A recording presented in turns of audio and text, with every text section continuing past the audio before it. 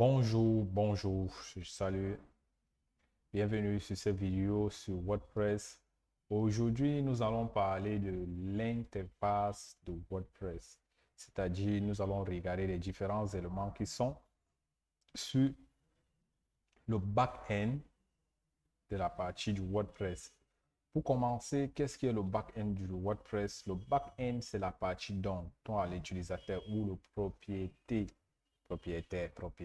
le owner, voilà, je dis en anglais, le owner du site web, c'est-à-dire si le site appartient, c'est de cette partie d'où tu peux modifier le contenu, d'où l'utilisateur verra sur le front-end, qui est la partie du site visible, comme on peut le voir ici.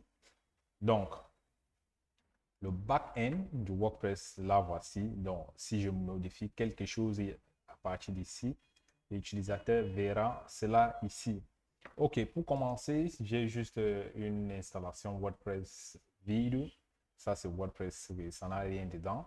Je n'ai pas encore commencé à créer de contenu dessus ainsi pour que nous pouvons travailler ensemble pour ajouter du contenu. Donc, let's start from the beginning. Là, nous sommes à ce niveau sur le tableau du bord, ce qu'on dit en anglais dashboard.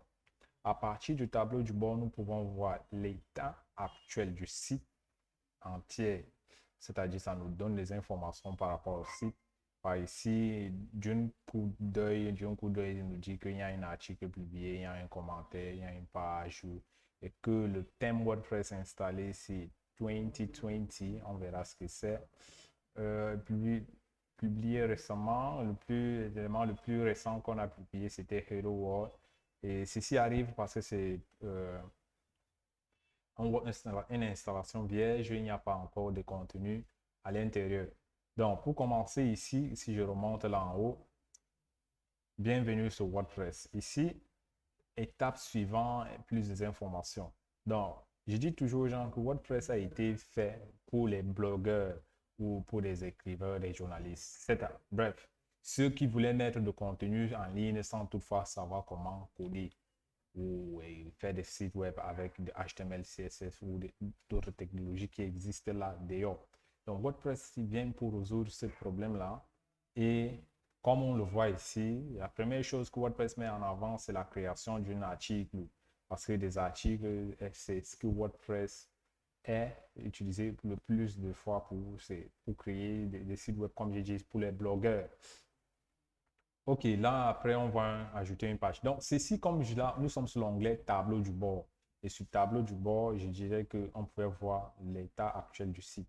Il y a aussi cette autre partie ici qui est intéressante, même quand les gens ne jettent pas souvent un coup d'œil dessus.